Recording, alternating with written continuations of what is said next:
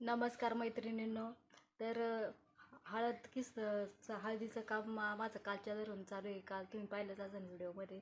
तर हळद किसायचं काम माझं चालू आहे. आणि हे पहा, एवढी मोठी हळकुंडी मी शिजवून घेतलेली आहे रात्री. शेतातून काढून आणून साफ केली, रात्री धुतली चांगली आणि हे केली, चुलीवरती शिजायला घातलेली होती. तर आता ही शिजून थंड झालेली आहेत. आणि हे पहा, मी काही किसून पण घेतलेली आहे. एवढी किसून झालेली आहेत. निम्मी किसायची झालेली आहेत, निम्मी राहिलेली आहेत अजून. आणि ही बटाटाचा किस करण्याची सगळ्यात मोठी छिद्रांची किसणी असते ना, ह्या किसणीने मी किसणार आहे मी. आणि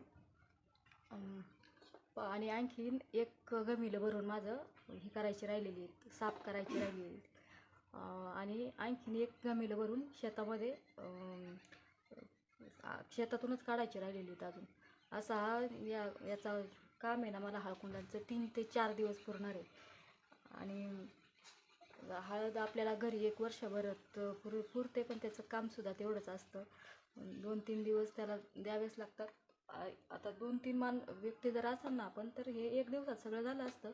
पण आता मी एकटीच आहे, त्याच्यामुळे मला हे 2-3 दिवस पुरणार आहे करायला. आणि हे भात पाहू शकता तुम्ही. कलर आणखीन मी थोडीशीच किसली, अजून माझी भरपूर हळद किसायची बाकी.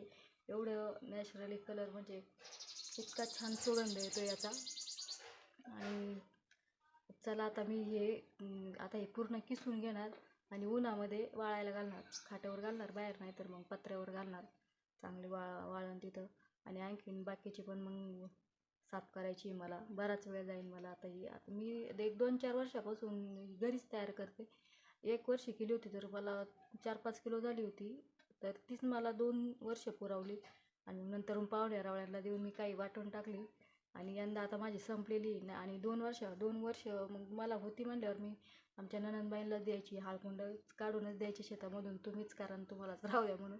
पण यंदा आता मला लागेल ना, मग मी आता हे चाललेलं आहे माझं काम. त्यातून त्यांना पण देऊ अनावळा काही, पण यंदा त्यांना देणं एवढी अशी म्हणजे जास्त नाही माझ्याजवळ, थोडीच आहे म्हणल्यावर. मग बरं, चला आपला व्हिडिओ पाहत जा आणि व्हिडिओला सबस्क्राईब करत चला. तर चला पुढं दाखवतेच मी तुम्हाला वाळू घातल्यावर. आणि नंतरसुद्धा ही मी आता यंदा मी मिक्सरवरच घरी त्याला दळणार आहे. नाहीतर मी डांक्यामधून कुठून आणत असते होते. पण आता यंदा घरीसुद्धा ट्राय करणार आहे मी. होऊ शकते, कारण की मी एकदा पाठीमागं ट्राय केली होती थोडीशी, तर चांगली बारीक झाली होती. त्यामुळे यंदा नाही बाहेर दळून आणणार, इथंच दळणार आहे मी घरी. तर चला, बाय बाय.